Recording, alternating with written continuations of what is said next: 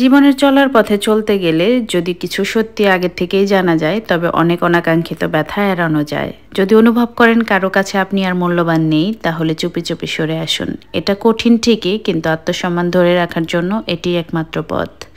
হতাশ মানুষ উপদেশ চায় না, চায় একজোড়া কান যা মন দিয়ে তার কথাগুলো শুনবে। তার কষ্টগুলো শুনে নিন, কারণ কোনো সময়ের চুপচাপ কান্না তাকে পুরোপুরি গুটিয়ে দিতে পারে। ইচ্ছাকৃতভাবে কাউকে কষ্ট দেওয়া কখনোই সাহসিকতার পরিচয় নয়।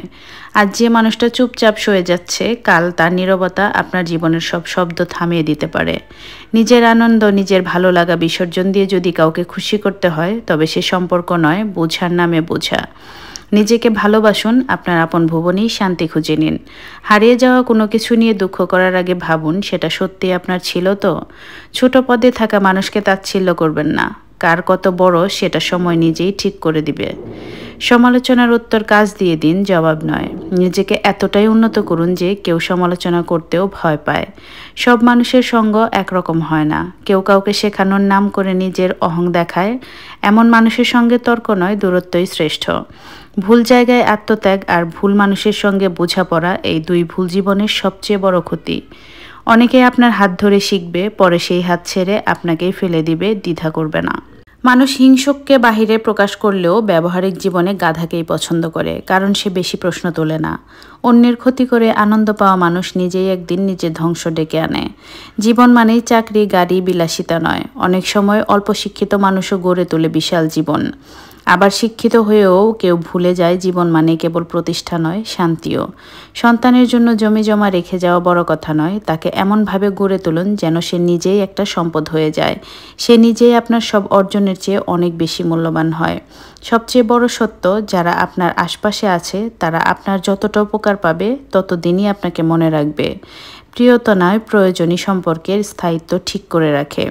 তাই নিজেকে ভালোবাসুন, সম্পর্ক টিকিয়ে রাখার নামে নিজেকে হারাবেন না, নিজেকে ধ্বংস করে ফেলবেন না। মনে রাখবেন, একা থাকলে মানুষ কষ্ট পায় ঠিকই, কিন্তু সে বেঁচে থাকে, আবার হাঁটতেও শিখে। একাকিত্বকে একটু ভালোবাসুন, একাকিত্বকে ভালোবাসতে পারলেই কিন্তু জীবন অনেক বেশি সুন্দর। কিছু কিছু কঠিন সত্য আছে যা মানা খুবই কঠিন, তবে মেনে নিতে পারলেই জীবন সুন্দর। এমন কিছু সত্য আছে যা মেনে নেওয়া ছাড়া কোনো উপায় নেই। সেগুলো নিয়ে যদি আপনি দ্বিধায় ভোগেন তাহলে শুধু নিজেই কষ্ট পাবেন। তার থেকে ভালো খুব সহজে সেগুলো মেনে নিন, ঘুরে দাঁড়ান, নিজেকে সময় দিন, নিজেকে ভালোবাসুন। দেখবেন জীবনটা সত্যিই অনেক সুন্দর। মানুষ স্বার্থপর মানুষকেই বেশি ভালোবাসে। কথাটা শুনতে খুব অদ্ভুত লাগলেও এটাই সত্যি। আপনি দেখবেন যখন একটা মানুষকে আপনি প্রচণ্ড ভালোবাসবেন, তাকে আগলে রাখতে চাইবেন, তার পাশে থাকতে চাইবেন, তার সাথে সময় কাটাতে চাইবেন, সেই মানুষটা ধীরে ধীরে এই জিনিসগুলোকে বিরক্তির পর্যায়ে নিয়ে যাবে। অথচ যে মানুষটাকে দেখবেন আপনারই চোখের সামনে স্বার্থের জন্য সম্পর্ক রাখছে, স্বার্থের জন্য দুটো মিষ্টি কথা বলছে, মানুষ ওই মিষ্টি কথাই ভুলে যায়। এটা সত্যিকারের ভালোবাসা নাকি স্বার্থ নাকি অভিনয়, এগুলো যাচাই করতে যায় না। মিষ্টি কথায় ভোলা মানুষগুলোর জীবনে সত্যি ভালোবাসার অভাব থাকে। তারা কখনোই সত্যিকারের ভালোবাসাটা পায় না। নিঃসন্দেহে আপনি জীবনে অনেক কিছু অর্জন করেছেন, অনেকটা স্যাক্রিফাইস করেছেন, অনেক পরিশ্রম করেছেন, যার রেজাল্টও মাশাআল্লাহ ভালো হয়েছে। তবে এই সময়টা পেরিয়ে যখন কিছুটা সামনে যাবেন তখন কিছু জিনিস আপনার কাছে মনে হবে এই জিনিসটা ভুল ছিল। আমরা যখন ভুল করি তখন কিন্তু আমাদের ভুলগুলোকে আমরা বুঝতে পারি না বা দেখতে পাই না।